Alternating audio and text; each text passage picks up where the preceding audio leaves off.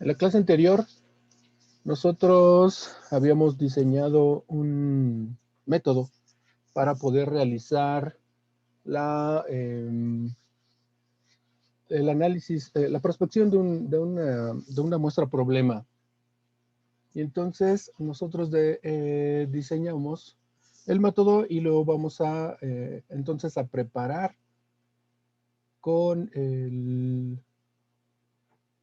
con los datos que nosotros habíamos considerado y abrimos un archivo de método que ya existiera, le cambiamos el nombre y le ponemos la descripción en la primera ventana que nos aparece.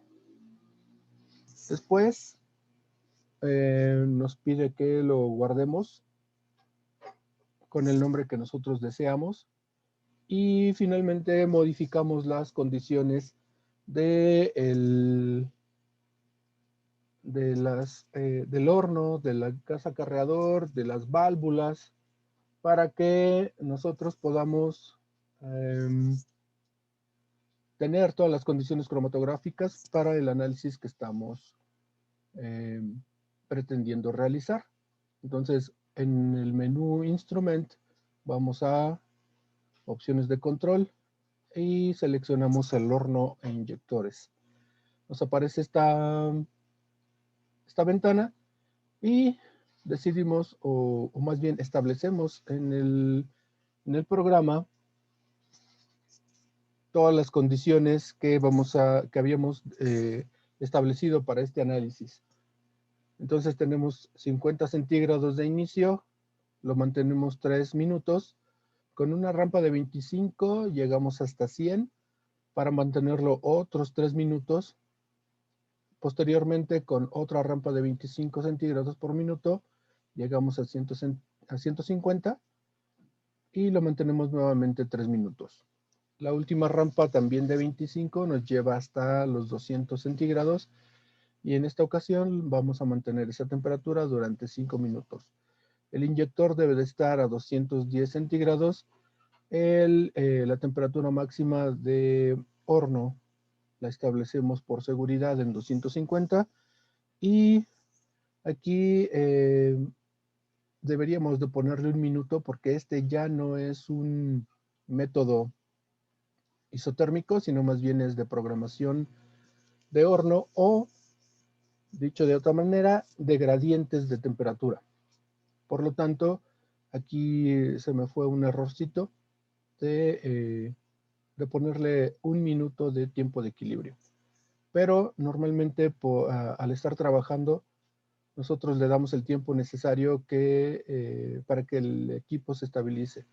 Realmente el tiempo de equilibrio nada más es un recordatorio de cómo trabajar, pero mientras esté equilibrado el horno, no hay complicaciones. Entonces, aquí tuve yo el error de no ponerle un 1, el correcto sería ponerle 1.0 de tiempo de equilibrio.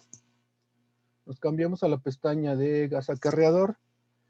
Aquí no lo puse. Entonces, en la pestaña de gas acarreador debe de estar en 15 P6. El detector debe de estar en 210 centígrados con un rango de 1. Y finalmente, aquí en esta pestaña ponemos que el split debe de estar abierto. Cuando lo vamos a instalar, entonces ponemos el método y la carpeta donde vamos a guardar todos nuestros archivos y le ponemos nombre a el nombre base de todos los archivos que vamos a utilizar. Cuando queda instalado, hago la inyección y aquí vemos cómo va a ir variando la señal. Aquí tengo el primer pico que aparece, que es mi solvente. Podemos ver que llega una señal mayor que 1000. Es una gran cantidad de solvente que tiene mi muestra, pero en realidad este no es de gran importancia. Inclusive es tan grande este pico que se trunca. Los picos truncados nunca van a ser útiles porque no están midiendo la altura apropiadamente, ni mucho menos el área del pico, que nos sirve para cuantificar, pero además este pico es despreciable en el sentido de que es el solvente, por lo tanto no pertenece a nuestra muestra. Lo único notable de este pico es que pudiera enmascarar a los componentes que que aparecen en esta zona y los hemos denominado los más volátiles. Vamos a considerar que hasta el minuto 4 todos los picos que aparezcan aquí van a ser los picos de los componentes más volátiles. Si hacemos un poquito de zoom, más adelante ya en el número 5, podemos encontrar entonces que solamente hay 2 picos antes del minuto 4, serían este de aquí y este de acá. Por lo tanto, así ya con esto hemos podido medir que hasta el minuto 4 aparecen 2 picos. Este no lo podemos contar porque es el solvente y no pertenece a la muestra. A partir de aquí, entonces, hasta el minuto 9, vamos a tener nuestro siguiente corte para ver cuántos picos aparecen. Por lo menos aquí ya apareció uno. Vean que la cantidad de muestra es muy pequeña comparada con el solvente, porque nosotros tenemos aquí una altura de 1000 para este pico. Mientras tanto, estos picos ni siquiera tienen una altura mayor a 0.1 de señal. Entonces son cantidades muy pequeñas comparadas con el solvente. Este pico ya es mucho más grande, este sí tiene una altura mayor que 0.1, pero ni siquiera llega a tener una unidad de señal de altura. Entonces son muy pequeños comparados con el del solvente. Si permitimos, o más bien si volvemos a tomar otra foto después de que avanzó el tiempo, aquí podemos ver otro pico que está un poquito más grande. Entonces vamos a empezar a tener una serie de picos que van apareciendo en nuestro cromatograma conforme va avanzando el tiempo. Entonces dijimos que hasta el minuto 9 íbamos a ver cuántos picos hay y por lo menos aquí vemos 1, 2, 3, 4, 5, 6. Y nos faltaría todavía esta zona de aquí si hay picos pequeñitos que, aunque sean muy pequeños, pudiéramos considerarlos como parte de los componentes volátiles.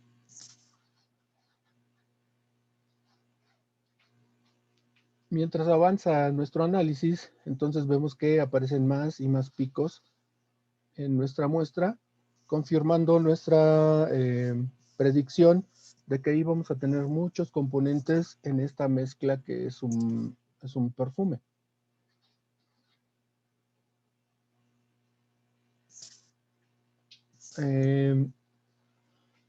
Entonces, después de haber hecho esto, nosotros podemos verificar. Yo pensé que había hecho un acercamiento aún más, más notorio o más pequeño para poder observar los picos que aparecían en esta zona, si había más. Pero vamos a ver si más adelante nos aparecen para poder contarlos totalmente. Me parece que al final tenemos el resumen de picos y con reporte más bien, el reporte de picos, y con el reporte de picos podemos hacer la cuenta más apropiadamente. Pero lo que quiero que vean es que entonces este perfume tiene un montón de compuestos y a partir de aquí, hacia el final del análisis, ya no aparecieron más compuestos y pareciera que entonces ya no hay más compuestos después de este tiempo apareciendo en el detector o llegando al detector. Sin embargo, cuando terminó el método, me di cuenta de que todavía faltaban más. Entonces lo que yo hice fue realizar una limpieza de de la columna, porque todavía seguían apareciendo otros picos. No pude terminar de, ¿cómo se dice? no pude sacarle foto a los picos que seguían saliendo durante la limpieza, pero en los próximos análisis los vamos a ver. Este que está aquí, entonces, es el reporte de picos o el cromatograma completo de esta primera inyección. Y podemos observar que que es el pico del hexano, es muy grande, es gigante comparado con los picos de los componentes verdaderos de nuestra muestra. Entonces aquí otra vez tenemos el pico del hexano. Y aquí están los picos de todas las muestras, de todos los componentes de la muestra. Cuando yo le hago zoom, se sombrea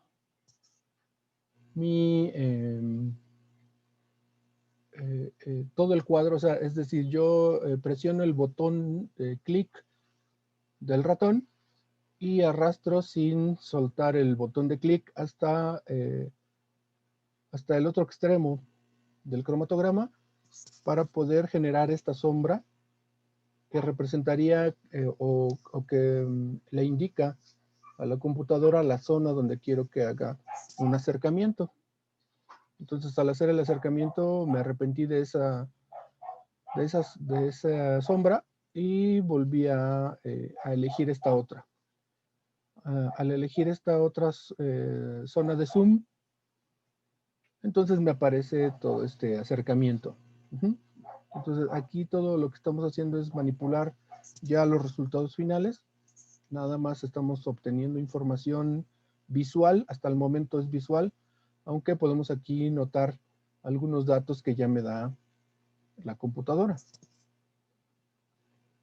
Con todos estos zooms que le estoy haciendo acercamientos, estoy observando cada vez más con mayor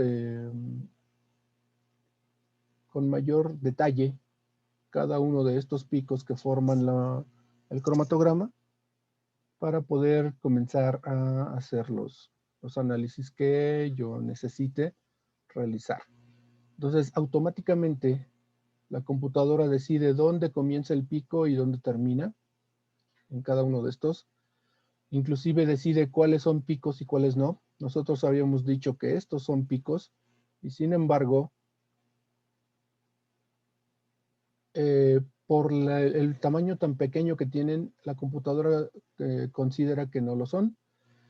¿Cómo es que la computadora decide que no lo son? En la primera práctica nosotros vimos que podemos establecerle algunos parámetros a la computadora para que pueda distinguir cuáles son, cuáles cambios de la señal los puede considerar un pico o cuáles no o cuáles los puede ignorar, aunque nosotros visualmente notamos que sí son un cambio de señal notable y que además es repetitivo. Si volvemos a inyectar otra muestra, vuelven a aparecer estos picos. Entonces, sí son un compuesto, pero son tan pequeños que por los parámetros que inicialmente en la práctica número 1 le pusimos a nuestro cromatógrafo o a nuestro programa TotalCrom, no los considera como si realmente fueran un pico. Él los desecha porque son demasiado pequeños. Esos parámetros se pueden ajustar para que en un caso de un análisis ya más en serio, nosotros entonces sí los consideremos como picos. Pero entonces automáticamente a todo cambio de señal, el programa lo analiza y decide si son o no son picos. ¿Ok? Entonces todo esto lo podemos ver donde establece, dónde inicia y dónde termina un pico. Y por ejemplo este último, normalmente al final como que no tiene información suficiente para decidir si es un pico o no. Este pico es más grande, por ejemplo, que este de acá. o aparentemente es más grande que este de acá, y sin embargo a este sí lo considera pico y a este no, pero es muy probable que no lo considere porque ya está al final del análisis y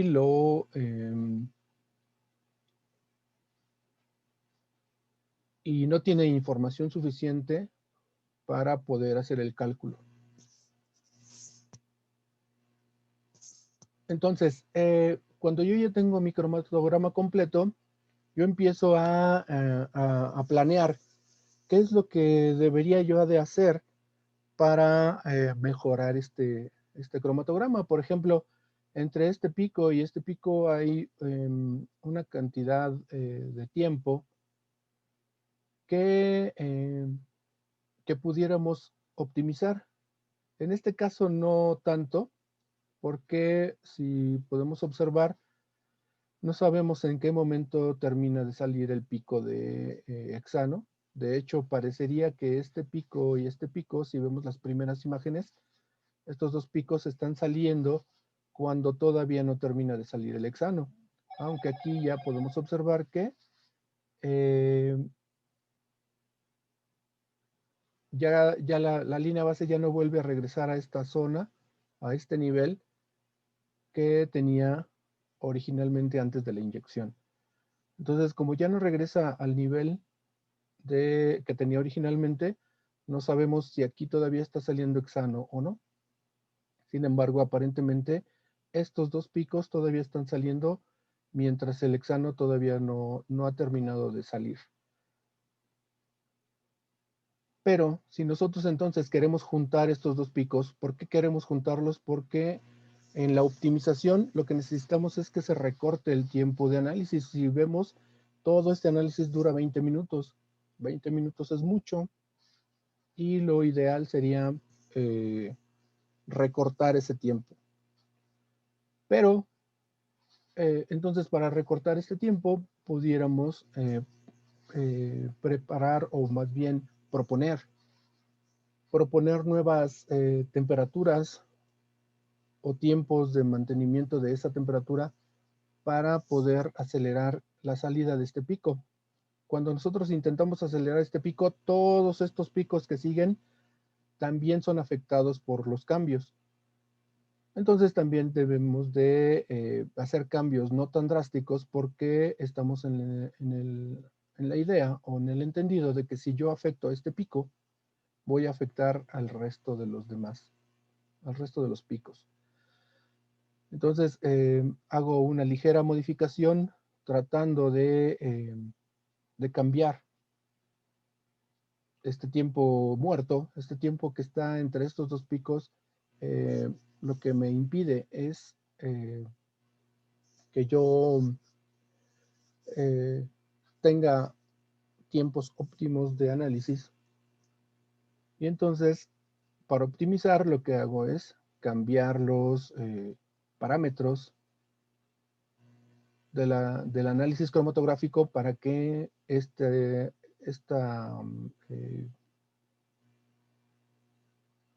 distancia, o más bien este tiempo, se recorte.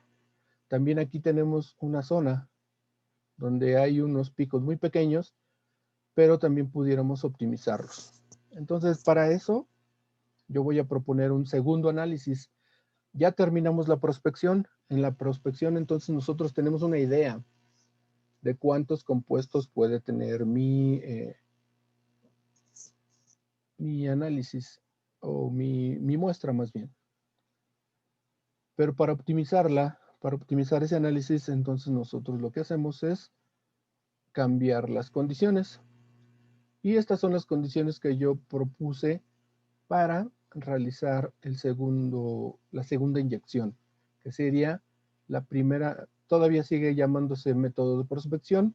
Le hago cambios nada más al horno, a la programación del horno, y en lugar de ser de 3 minutos este primer tiempo, ahora es de 2.5, y la primera rampa en lugar de 25 la subo a 35. Yo había dicho que lo ideal es tener una rampa de 25 como máximo, pero en realidad el horno soporta rampas aún mayores.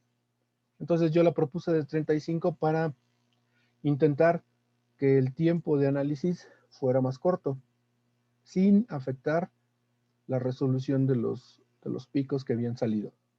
También cambié la temperatura. En lugar de 100, ahora le puse de 115 y se iban a mantener los tiempos de los dos escalones siguientes. Para las siguientes dos rampas las mantuve del mismo nivel, pero las temperaturas de los escalones iban a ser diferentes. Esta es de 115 en lugar de 100, esta es de 165 en lugar de 150 y esta de 215 en lugar de 200. Hago los cambios y es lo único que voy a cambiar. Sigo teniendo aquí el error de no haber puesto 1 minuto de tiempo de equilibrio, que no me afecta.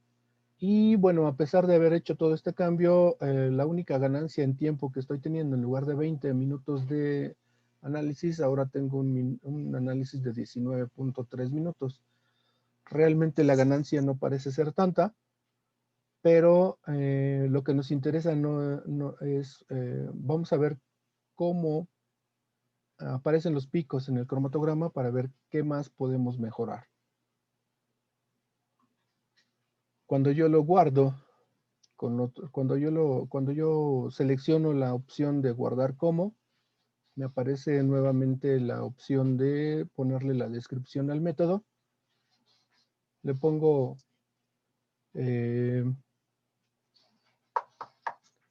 aquí se me movió. Le pongo la descripción y ahora en lugar de prospección ya le pongo optimización número 1. Acepto los cambios y me dice que con qué nombre lo quiero guardar. Le pongo el nombre y entonces al haber hecho este cambio, pues ya voy a hacer los diferentes, perdón, voy a instalarlo. Hago todos los cambios que necesito para hacer la instalación del método y después me doy cuenta de un pequeño error. Durante el término de la última, de la inyección anterior, al final de la prospección, me doy cuenta que todavía estaban saliendo algunos compuestos en el detector, aunque en el método ya no quedaron guardados en el cromatograma ya no quedó guardado qué compuestos estaban apareciendo al final del análisis. Entonces, recordé que yo debía darle más tiempo al final del análisis para que nos alcanzara, que alcanzaran a salir todos los compuestos. Por lo tanto, tuve que hacer un nuevo método y a ese nuevo método, en lugar de darle 5 minutos al final, le puse 13. Era para averiguar en qué momento dejaban de aparecer nuevos picos. Lo vuelvo a instalar, le tuve que cambiar optimiza 1 en lugar de 0.1 y ahora sí realizo la inyección. Después de instalarlo, realizo la inyección y vuelven a aparecer. Aquí ya no se nota tanto el pico que aparece aquí, pero este sigue apareciendo. Aunque el programa no lo detecte como pico, nosotros estamos observando que realmente sí aparece. Y entonces, la intención de recortar este tiempo que está aquí es lo que nos motivó a modificar el método de análisis y